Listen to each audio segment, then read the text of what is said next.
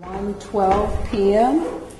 and I'd like to call the meeting to order, and we'll begin by the roll call of members present, and please start with Commissioner Ludlow. Kevin Ludlow, present. William Smith, present. Gail Hallerton, present. Tina Stanford, present. Christina Hernandez, present. Lisa Elovich, present. And our guests and other attendees. As counsel to the Board of Parole, Terry Tracy. Good afternoon. Okay, and our guest, one of our speakers today. Rabbi Avi Richler, representing the Olive Institute. Thank you. Good morning. Thank you. Good afternoon. And also from the Board of Parole on staff. Jessica Harris, Board Specialist. Talissa Froman-Ruffin, Secretary 2. Okay, and also from the Department of Corrections and Community Supervision's Public Information Office. Linda Folia. Thank you. And we also have members of the public joining us, and I welcome everyone. Since we have been refining our process for public meetings, we haven't had a lot of guests, so it's always nice to see guests.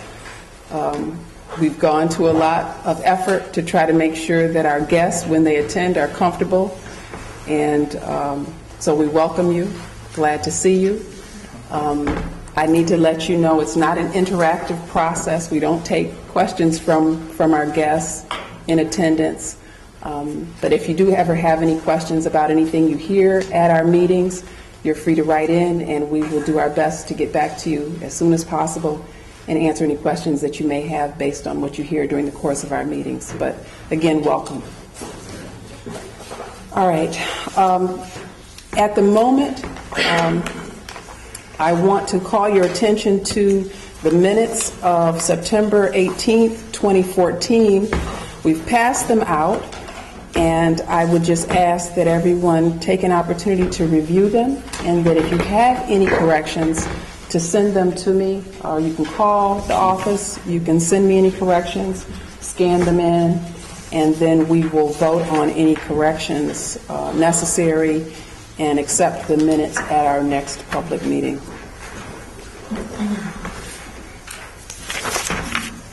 I'll jump right in then to old business. I want to thank everybody for doing their level best to get post-board reports into one another and myself and Ms. Freeman-Ruffin. It really helps us out a lot that people are doing such a nice job to fill out the format that we've asked people to use, and try to get those to us by the end of the week so that we can turn them around and get them to the Department of Corrections and Community Supervision Program Services staff so that they can address the concerns as they come up.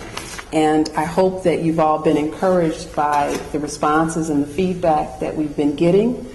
I also have been doing my best to get to you copies of the facility staff's post-board reports and the back and forth that takes place between the people that we work with at the facilities or in the area offices and their supervisors when they have questions of their staff as to why something didn't go one way or the other, and the answers that are being given and the efforts that's being taken to make sure that we have what we need in terms of accurate and complete information to make our decisions.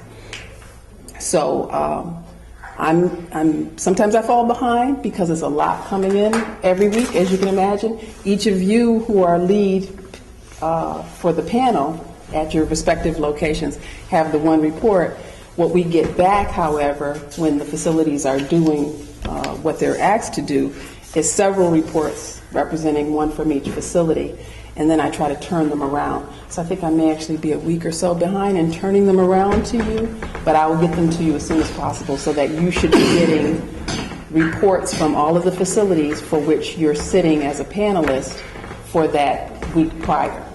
And if you notice that one is missing that you think you're particularly curious about, send me a note and I'll make inquiries about it. So I thank you all for that.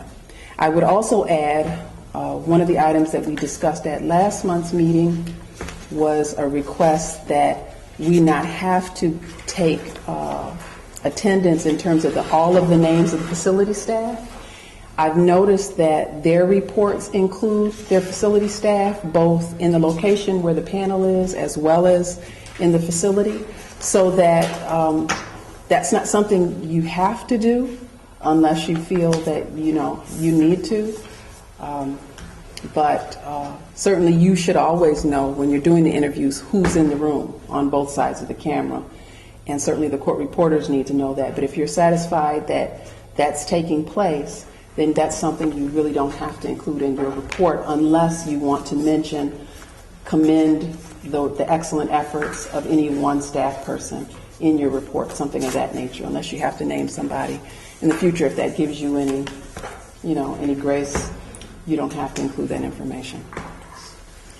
I am still not aware of our parole board report being posted, and I'm sorry to catch you off guard if I am, Ms. Foglia, but have you heard anything more about our parole board report? The medical parole? The annual, medical parole report. I can check on that back at the office. Okay. It was my understanding that it was to be posted. Okay. So as far as I can tell, it has not been, but, so I'm just want to follow up on that to see when it might be. And we've started conversations, as I've indicated, in several of our prior meetings to finalize some upcoming board training. So I had a very nice meeting with the new director of the Training Academy, as well as Mr. O'Brien and Ms. Rochford. Yep, Mary Osborne Rochford. Yep. About using and tapping into their expertise, specifically when on the question of board work and sex offenders and board actions, 2 separate trainings. And so they have been so kind to forward me prior trainings that they have done for the department, and we're going to fine-tune something for us. And as I look at our calendar for the remainder of the year, it looks like those weeks where we're down in December might be our first opportunities to do it, and we can do it by video conference. So therefore everyone can be in their home office and tune into the training and have access to any PowerPoints that are utilized. So if you all agree that that might be the earliest that we could reasonably schedule it, because I know we're tight on the boards. So those weeks that we're working, I really don't want to try to fit anything in, and I think it's going to take at least until the last 2 weeks of December to plan a good training for us. So if you all are in agreement, then we'll start to look at those last 2 weeks, of course, avoiding the holidays. But I would think on a Monday or a Thursday or, a Wednesday, whatever might work, those weeks that we're down. So does anybody have a problem with that? Think that that wouldn't work for most of us? The holidays on Wednesday, the holidays? Wednesday, I think, Christmas and yeah. New Year's. Mhm. Yeah, But so Monday, avoiding those Tuesdays, days. and Monday, Tuesdays, Thursday, Okay. Friday. Okay. So just so that I can facilitate their putting something together within a certain time frame. Everybody think that would be okay? On some other day during those weeks that the board is down? Okay. All right. Christmas falls on a Thursday this year. And St. Okay. All right. Now, for our new business, we have a guest, Rabbi Richler is present with us today. I've had the opportunity to meet him on prior occasions, and he wants to give the board a presentation on his organization, the organization that he represents. If you'd like to stand, whatever you're most comfortable doing. If I may stand with your permission. And he's going to speak to us generally about his organization and how they hope to provide information to us that we might find useful in future interviews. So first of all, thank you for having me. I was told I have an hour or so. I'm just... an hour and a half, I'm sorry. Thank you very much for having me here today. It's really much appreciated, especially a little bit on short notice, and I thank Talissa for getting me in here on such short notice. My name is Rabbi Avi Richler, and I represent an organization, as you can see on the paper, called the Aleph Institute. I'm just going to briefly give you a history of the Aleph Institute because I think it'll help in conveying the message that I hope to convey here today. The Aleph Institute was founded in 1979 by two people, by a rabbi, Rabbi Shalom Lipsker, and the chief judge of the Eastern District of New York, Judge Jack Weinstein, who some of you may know, and it was founded in his chambers. The idea of the organization was, at the time, there were no Jewish organizations catering to two segments of the Jewish population, those that were incarcerated and those that were in the military. And there was a need for a support organization, support group for these two segments of the population, who many had forgotten. And eventually they were divided into, there is still a parent organization, but two parts of the organization, the military and the prison advocacy, and I work with on the prison side of the organization. And what we do is, what started out, primarily focusing on the Jewish faith is now branched out, and we don't turn away anyone who comes to us for help. But our mission is simple but complex, in the sense that our mission takes us, we aim to lower recidivism. Simple mission that hopefully everyone aims to lower as well. But through that, we try to start working with inmates from day one, once they get in trouble, and we assist them, their families, throughout the process, sometimes advocating on their behalf, whether it's for religious needs, medical needs, family visitations, educational opportunities, job opportunities, and we work with inmates to re-entry and through re-entry, and sometimes forever, for life. We do this on a national, working with federal inmates, a state, county, and in immigration level. So, for example, we work, we consult, we help with the BOP, Bureau of Prisons, with kosher food. And when they have a question regarding any kosher food issue, we identify problem areas, come to them, dialogue, etc., and present. That's on a general level. We have inmates reaching out to us. I can't get a family visit because my mom lives across the country and she's sick, etc. I'd like to maybe move closer so my mom could visit. We advocate on their behalf, maybe for transfer. We identify best ways to facilitate helping that inmate, and we try to help in best ways possible. With regards to what it affects this board with, which is what I'm going to focus a little bit on our work on re-entry and specifically parole. Again, speaking in general terms, and I'm going to use out-of-state cases, so there's no chance of any conflict of interest, if I may. Oftentimes, we work with the gamut of inmates of every aspect, whether it's sex offenders, whether it's financial crimes, whether it's violent crimes. When an inmate comes to us asking us for help with parole, to go to quote unquote to go to bat for them. Firstly, sometimes the inmate may not reach out to us, or maybe a family member reach out to us. When it comes to parole, we're very, very careful as to which cases we'll actually go to bat for someone. Mostly our criteria centers around nonviolent, non-sexual crimes, so mostly financial crimes that will go to bat for someone. We understand our role, that we are not psychologists or sex therapists or psychiatrists, in that we cannot necessarily determine. That's what the board is here for, to determine a person's ability to re-enter society. What we try to do is to provide a support system and to change their circumstances prior, during, and post-incarceration. So, on a practical level, we have volunteers. We have hundreds and hundreds of volunteers that go into prisons on a monthly basis, around holiday times. On average, any prisoner in our database will receive 2 volunteer visits a year at least. If they request it, sometimes they'll receive more, from trained rabbis around the country. And what we are a sister organization with a national organization called Chabad. We're under the umbrella of Chabad. Chabad has over 4,000 branches around the country and over 100 branches in the United States. And this allows us to be in many different places and to work with many different rabbis and experts in community. And we'll go in, our volunteers will go in, we'll work with an inmate. We'll talk to the inmate. We'll try to assess what the inmate needs to lead a better life.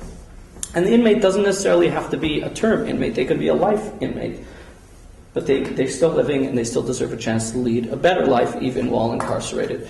And we have correspondence courses. We have, on many different subjects, we have even a program called Yeshiva in Prison, which has been done here in New York State, which is a 3-day yeshiva, Jewish religious study in prison, where rabbis come to the prison for 3 days, study with the groups, and really give them, it's primarily focused on accountability and acceptance of action, etc. Once we've determined the status of the inmate, we'll begin to work with an inmate. And I'd like to just share with you a story just because I think it highlights the work that we do of an inmate in California named Jonathan Friedman. And I called him, I said, "Can I use your name?" He said, "Absolutely." Again, nothing to do with New York, so it doesn't have any conflict of interest.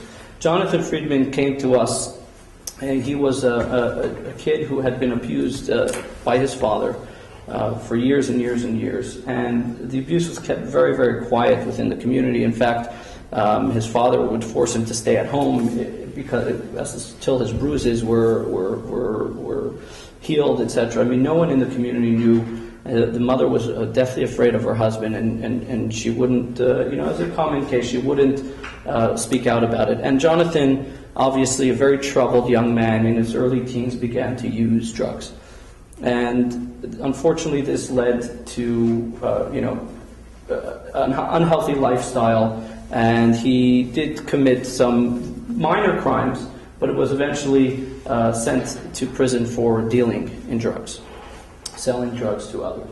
And we heard about Jonathan, he heard about our organization and wrote to us very early on in his incarceration.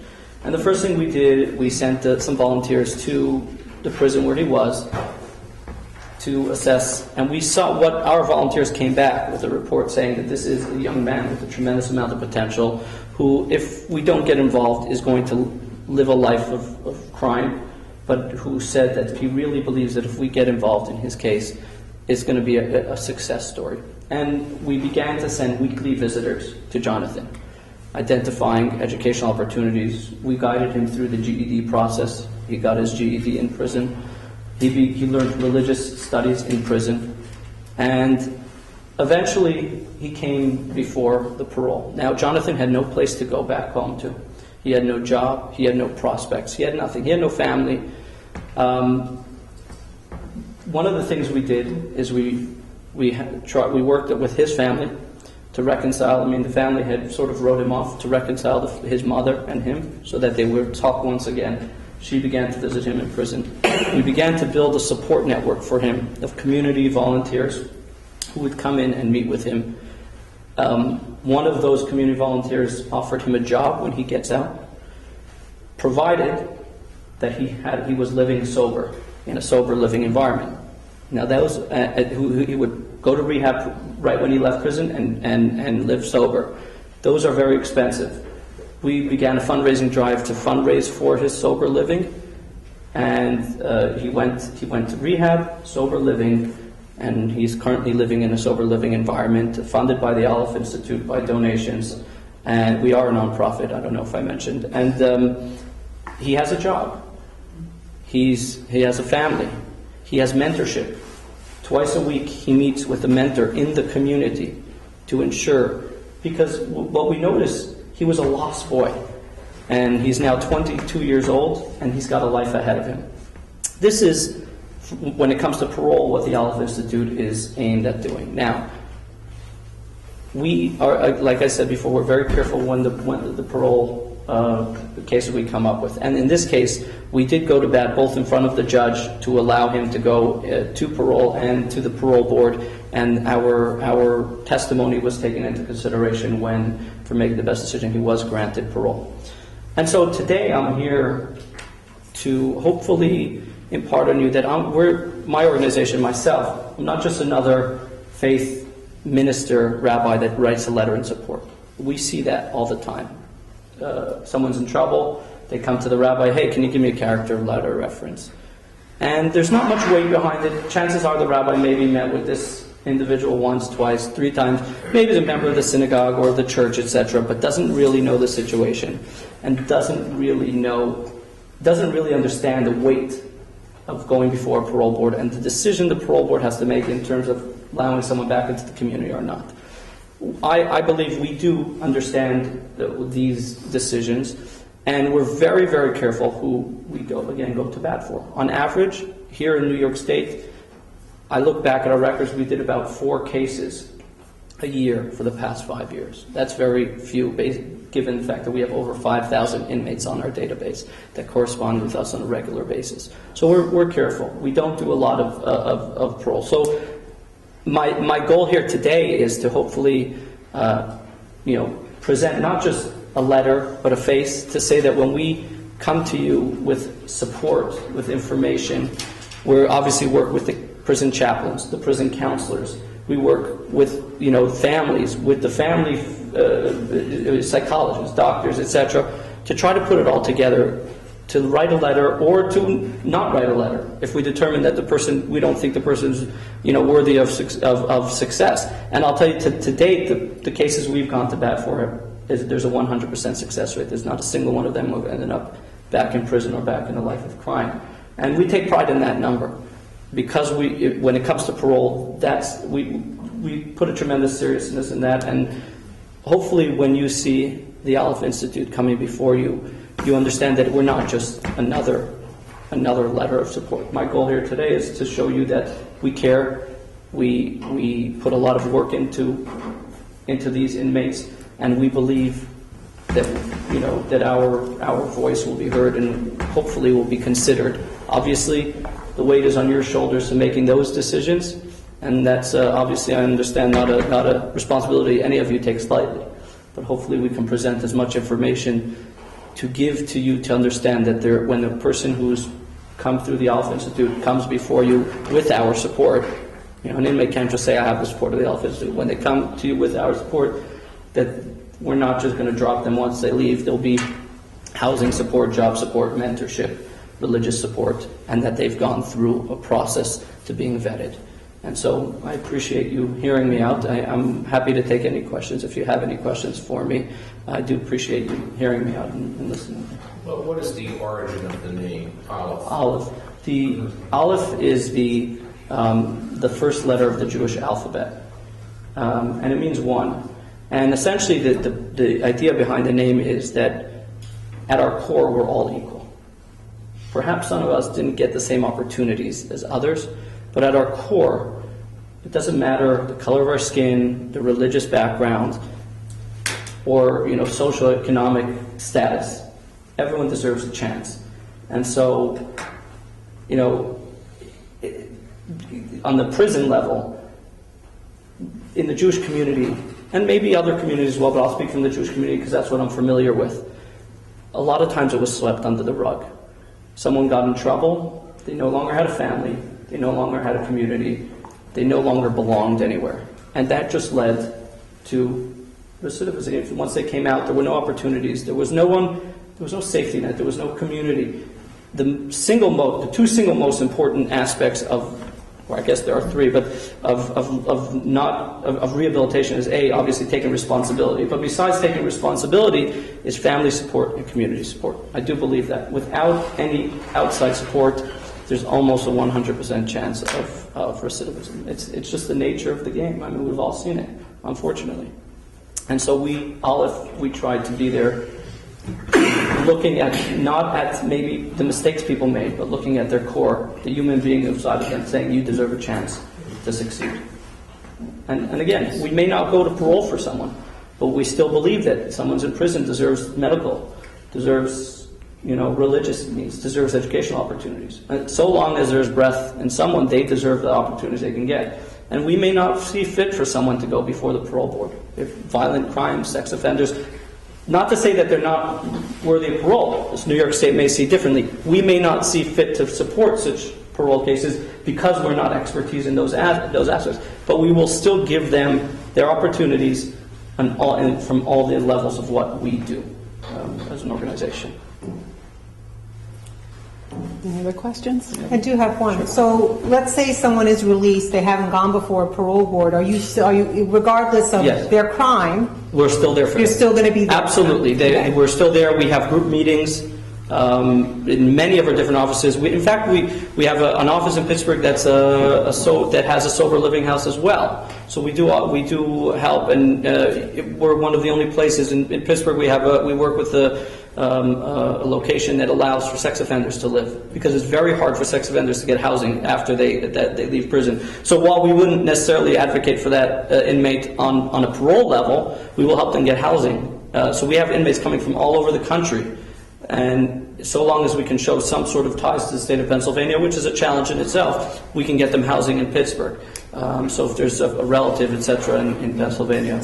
So you're involved in New York State. You do communicate with community supervision for those Absolutely. people who you maybe not have advocated for, but are going to be going Correct. back out in the community, and that you would be able to assist them. At some We point. will. We don't. No matter when someone comes to us, whether it's prior to incarceration, incarcerated, or post-incarceration, we will help. We have a department that deals with families. In other words, we don't necessarily only help the inmates. We send kids to summer camps. We have a scholarship this year. We send over 250 kids to summer camps. We have visitation programs. We have families we've saved for homes from foreclosure. Sometimes the most innocent victims are the families of those perpetrating the crimes, and we've sent saved homes, we've saved marriages, etc. It doesn't matter when they come to us. We're going to help in one of our many programs. So specifically when it comes to parole, we're much more careful as to when we help them. But in all our other programs that we offer, it's available whenever someone reaches out to us. And it could be post as well. I mean, we have cases where people come to us and say, look, I'm just released, I'm in a halfway house with the federal, and they won't let me out of the halfway house until I have a stable home, and I don't, because I'm a sex offender, and I can't live near a school, and I can't live here, etc. I mean, there are difficulties. And we operate in every state. We don't have offices in every state, but through the Chabad movement, which is in every single state, we have permanent representatives in every single state. We work there are 6-store organization. We work through the local boots on the ground, through the rabbis on the ground and the volunteers. That's good to know. Thank you. Absolutely. And our resources, I mean, on another level, if you do see someone and they do get denied because of one of the reasons, lack of community support, etc., feel free to recommend our organization to them. I don't know if that's legal, if you're allowed to, but to direct, sometimes to direct inmates to resources that are available. We're always happy to help inmates, and assess their case and work with them. Again, we don't turn anyone down. Our expertise are in the Jewish faith, but no matter who reaches out to us, we help. Thank you. Thank you. Could you please spell Chabad for the record? Chabad, for the record, Chabad. You can find the listing of all our locations on our central website, Chabad, Chabad.org. It is the largest Jewish organization in the world today, and at its core is the same mission as Aleph, is that no matter where someone is, they deserve to connect to their faith, to their heritage, and their representatives. I was speaking with Mr. Smith earlier about traveling, but I didn't get to brag. I mean, he was telling me how he traveled. I've done outreach work in 20 countries, and I spent a year in Africa doing outreach for the Chabad movement. So we do get around, and we do have experience throughout the world. Again, now my focus is on the United States, and will be hopefully it's my calling for until the day I take my last breath. But we have representatives everywhere. We have an organization that works with inmates in Europe as well. I don't have anything to do with that, but we do. So if anyone needs, feel free to call and ask about information. Thank you very Thank much. you. Thank you. Thank you. Thank you. Please, you can join us for the rest. We don't have much more to go. Tina, Yes. to go back to your question about the medical parole report. Yes. It's been posted. Okay. It was posted on or about September 16th. Is that on the community supervision page or on the DOC's general page? Both. Both. Okay. All right. Thank you so much. You said the 16th? September 16th, on or about. It might have taken an extra day to get posted. Okay. It's usually pretty quickly. Okay. Thank you so much for checking that out. All right. Our schedule is still very much in flux week to week. When we get the counts, we make further adjustments. I just wondered, and I didn't have a chance to check it out, but are we going to have that fluke situation where we have to be careful about the month that we indicate that we're in? Last week of October, first week of November? That's the Bill Smith flu. Well, I know that I know that we had it at the end of last month. Basically, if we saw someone who was a September, it was on the last day, I believe, of September, and if we gave a hold, it would be to September of, let's say, for example, a 2-year hold, be September of 2016. If on the very next day, the individual on October 1st was held, it would be then October of 2016. So I talked to the majority of the panel members, and they were doing it as Terry has advised. I'm not sure that conceptually I agree with it, but I certainly do. I do believe that we're consistent in how we're doing it, which is really the important thing. And it will generally work out. It's never really a negative to the person who's being seen. It's possibly a positive. So that's good. And I'm confused. So are we, if it's an October calendar, is in October? If you, for example, let's say, see If it's someone at the end September of October 30th. who's on, Right, September 30th, and it's October calendar. The hold should run from September, so they appear in the September. If it's a year, it would be September. And then if it's October 1st, Right. it should be October, okay, what you just said. Yes. Okay. And that was in a post-board report, too. Okay. So. And I would like to remind all the board members, if they would, when you have an interview for which a board member has had to recuse themselves, please make certain that either the board member who is recusing themselves or the remaining board members put on the record that the board member has just recused himself and left the room. That will be helpful because we're still seeing occasionally, because of how data is entered, the front page of the transcript will indicate all the board members who are on the calendar. And when you get to the back, even though it's clear, 2 of the 3 board members conducted the interview and make a decision. When you see a decision being made, for example, by Commissioner Smith, and then it says, all commissioners concur, people say commissioners. It would only be 1 other commissioner concurs if there were 2 in the room. So if you just, it puts us in a better position to explain to the court that even though there may be some ministerial matters that make it appear as though there were 3 people present, there were really just 2, and that board member who was disqualified recused themselves. Is there a conversation that needs to be had with the court reporters who do the transcripts? No, we've tried, but I think it's an ongoing discussion. Okay. But I think the best way to do it is that you are the controllers of making a record, just like a judge would be, functioning in quasi-judicial capacity. Just make certain it's clear on the record that either the commissioner who's recusing himself makes the statement, let the record reflect I'm now getting up and leaving the room and will not participate in any way in this release consideration, or alternatively, the 2 remaining members can say, please let the record reflect that Commissioner Hernandez has just left the room and will not be participating in this release decision. And the other thing that I'm That'd be starting to do, if there, let's say we had a calendar and it's like this week, we have a calendar that we're supposed to be 3 board members, it's only going to be 2. I've made sure I've connected with each of the people, well, not court, I'm going to talk to the court reporter, but I've already called the facilities to say when you input this into the JES, into the system, to please make sure you are not including this commissioner who's not going to be sitting on the panel. And Commissioner, that is a mistake that has happened sometimes. I know, and too many times. Just unfortunately, when the decision is being entered into the system, they look at the calendar, they see who is present per the calendar, and those names get entered. But thank you. If you could just keep doing that, that really helps. Okay. Every little bit helps to keep the records accurate. Okay, I would like to announce that there is a retirement coming up. A long-standing employee of the Department of Corrections and Community Supervision who has also been closely aligned with the Board of Parole in years past, Ms. Weaver, is retiring. And I believe the invitations were sent out to everyone. But the Commissioner has also suggested that in light of her service to the Board, which was significant over the years, that we consider a plaque for her as well.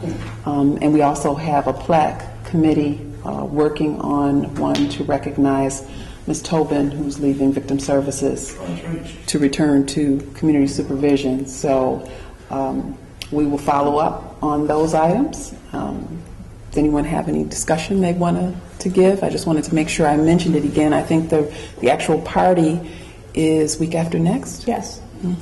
So, October 30th, I believe. so It's a Thursday. So next Thursday? Next Thursday, week from Thursday. In Troy. Okay. So obviously, I'm sure she'd appreciate your attendance, but in lieu of that, we thought a plaque would be nice, and so whoever is representing the board can present it to her on that occasion. I know she'd appreciate it. Okay. All right. Well, if there's nothing further, do you have anything else you'd like to add, Council Tracy? Okay. All right.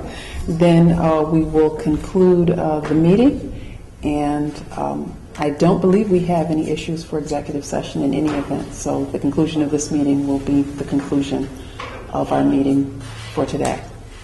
Thanks, everyone. Okay, thank you.